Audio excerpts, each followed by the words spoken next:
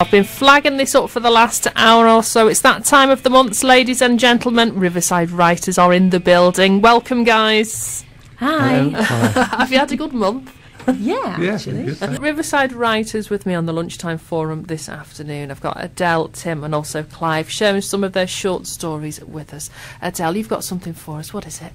I've got a locally set fairy story for you, some of which is based on real experience. Oh, go on then. It's called The Faerie Tree. I've got to apologise to listeners in advance because my voice is a little bit ropey today, so I'll do my best. Have you been on the ale at the punch bowl? I don't drink. What this is? No. I've been invaded by a virus. Right, go on, do your best. The Faerie Tree. I knew there'd be trouble. All that history and beauty flung aside just so some millionaire can have a fancy house on the hill. It's not right. But it's the way people are. They see a lovely place and they want it for themselves. And in possessing it, they ruin it, cover it in houses, and before you know it, the beauty they once hankered after is buried under concrete and tarmac and brick. I had to chuckle when I saw them, with their important clipboards and plastic hard hats, walking up and down with tape measures and those tripod gadgets that surveyors use. Did they even notice the old and stately trees all around them, or did they just see stuff in their way? I knew their plans to build more houses on Caldy Hill would come to nothing. The local protest was only half of the story. The second half will be ignored, of course, or dismissed as a series of unfortunate coincidences. But I know better. I've known about the Faerie Tree all of my life, and I'm a middle-aged woman now. How old must I have been when I first saw it? I was in a pushchair, 2, 3 years old. It had to have been something like that, because my mum didn't agree with having children laze around in pushchairs. Not like these days, when you see great lumps of things being pushed around, all fat limbs and bloated faces. No, when I was a child, all us kids were thin and could run for hours. So I must have been very young when I first saw the Faerie Tree. It was covered in green shield stamps. Many people will have forgotten about green shield stamps now. They fell out of use decades ago. Big green squares they were, handed out as tokens, depending on how much you spent in the co-op. I can remember the taste of the glue. It'd be my job to lick them and stick them in the stamp books. I'd have a glass of fizzy dandelion and burdock afterwards to wash the taste away. So there we were on Caldy Hill, looking at this gnarled old tree, plastered in green shield stamps. Mum dropped a handbag, which was an event in itself, and frantically began unpicking as many stamps as she could. You could swap them for goods in the co-op. The greater number of full stamp books you had, the better quality of goods you could swap them for. So there she was, trying to unpeel all these stamps from the tree trunk and yammering about it being a waste. "Fancy doing such a stupid thing," she kept saying. "If whoever didn't want this, why didn't they just leave them for someone else, instead of wasting these stamps on a useless tree?" But I knew the stamps had been a gift to the tree. In my pushchair I went berserk, screaming, shouting and crying, stamping my feet in frustration and trying to get out of the chair. We had no right to steal those stamps. They had been given in payment to the tree. The sky was getting angry. How did I know all this as a child? I can't say, but to this very day I can't explain it, but there you go, that's how it was. And the sky did rapidly grow dark. A furious-looking storm cloud seemed to come out of nowhere, and that's really what drove my mother away from the tree. And she was angry with me for creating such an uproar. She hated leaving so many stamps behind. She went back to the tree the next day. All the stamps had dissolved in the rain.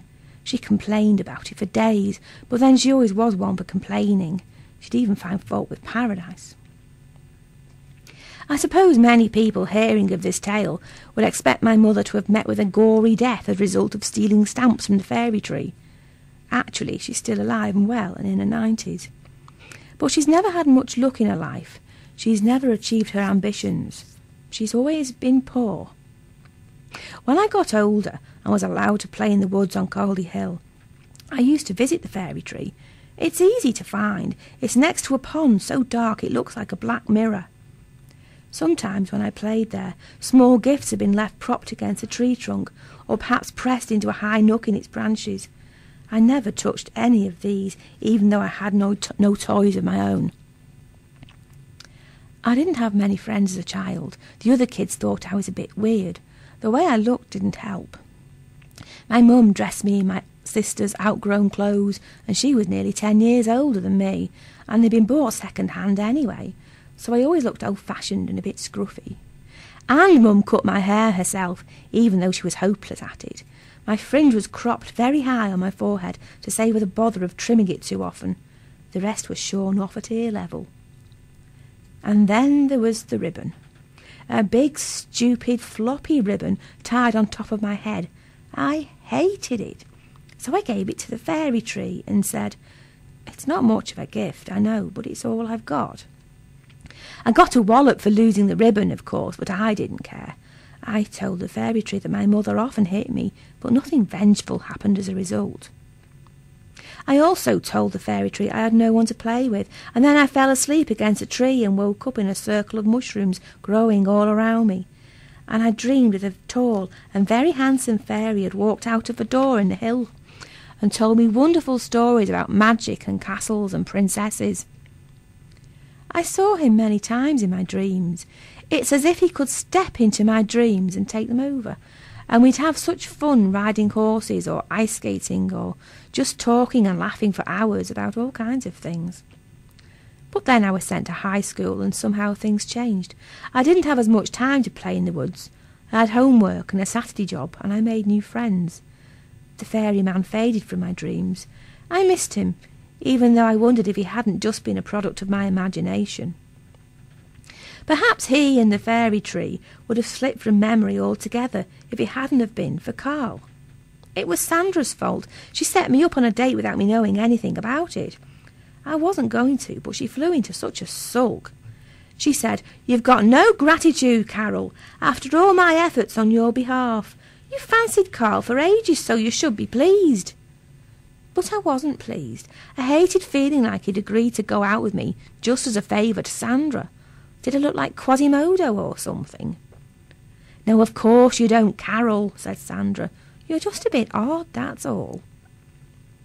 So to prove I wasn't odd, I met Carl. He bought us both a bag of chips and we went for a walk on Caldy Hill, and we sat down against the Faerie Tree.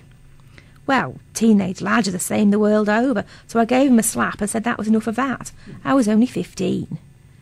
Carl went off in a huff then. I didn't care. I discovered that I didn't like him after all. He was useless at conversation, and he wasn't that good-looking close-up, and he smelled mouldy. In fact, he wasn't a patch on the tall fairy man who used to walk into my dreams. There are some steep drops on Caldy Hill. Carl must have lost his footing. His neck was broken in the fall. One of life's little tragic accidents, people said. It could have happened to anyone. But similar things happened to the property developers who wanted to build more houses on Caldy Hill. One had a heart attack, another drowned in the marina. One man's health took a sudden turn for the worse and he had to retire. Someone else was involved in a hit-and-run car crash. 2 went bankrupt overnight. People started talking about a curse. But I know better. Caldy Hill is hollow. Fairies live within, and live in such splendour and elegance that you'd never believe. I've seen it.